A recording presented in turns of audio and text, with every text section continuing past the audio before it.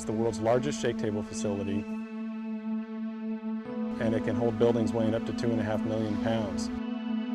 The table moves in all 3 directions simultaneously. It's the first wood building of this size that's ever been tested.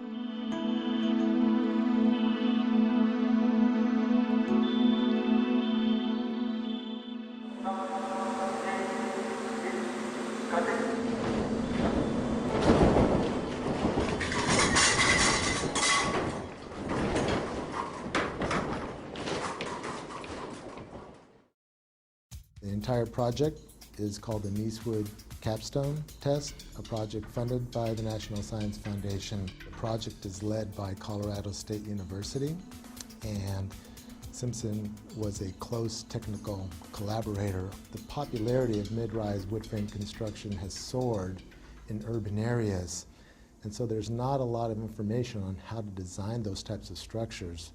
So the information gathered from this testing is going to be absolutely critical.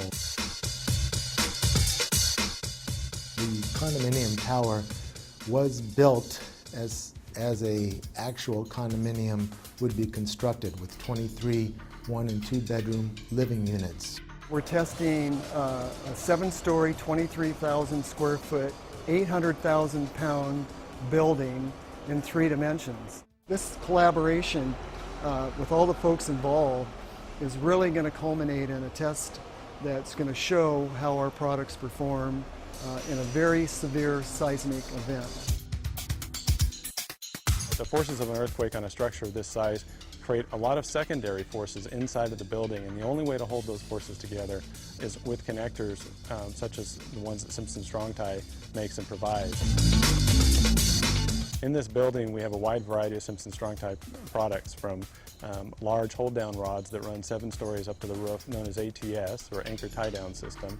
We have a number of shear transfer elements in here, and straps and the floor plates to help tie the floor plates to the shear walls. In short, we're building what we call a complete load path.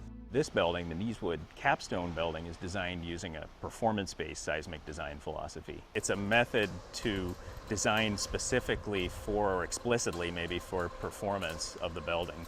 We don't just design a component or an assembly. We actually design it all together and then we check it.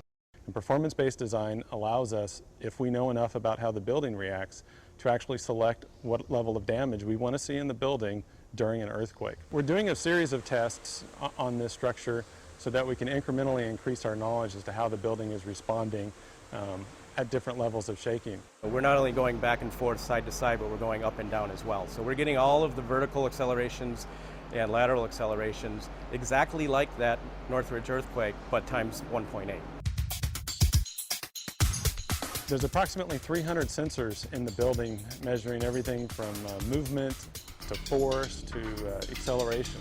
Once that data and information is gathered, then it can be used to develop new design procedures and new construction methods. So we're able to take what the engineers have modeled, compare it to how the building actually performed, and that's going to give us a lot of great data for years and years to come. What we're really doing here is we're demonstrating that you can build a 6-story or even a 7-story possibly wood structure in a high seismic zone and have it perform how you want. It's safe, it's cost effective, and frankly they're very little damage. Really, for 5% or less in your construction material costs in the beginning of the building, you can not only save the occupants of the building, but you can also save the structure. This test will change the way light frame wood is designed over the next 10 years. We've invited several key engineers from across the country, building departments. There's folks from all over the world coming to see this. When you see an actual test, the impact that has on you is so significant that it really makes you think twice about what you put down on paper.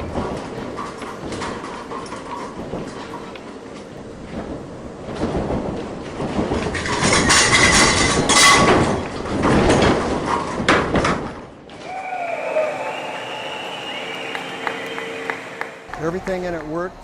There was minimal damage to the inside of the building, minimal damage to the outside of the building. I would say that this testing really does validate the performance-based design concepts developed at the various universities involved in this project. It's phenomenal that we can have a test of this size and magnitude of a building like this and actually get some real test data. Simpson never forgets, and they're always trying to make sure that they're really providing what the structural engineering and construction community needs. And I've always been impressed with taking that extra step to really know the science part of what we do. It's truly unprecedented what they've done today.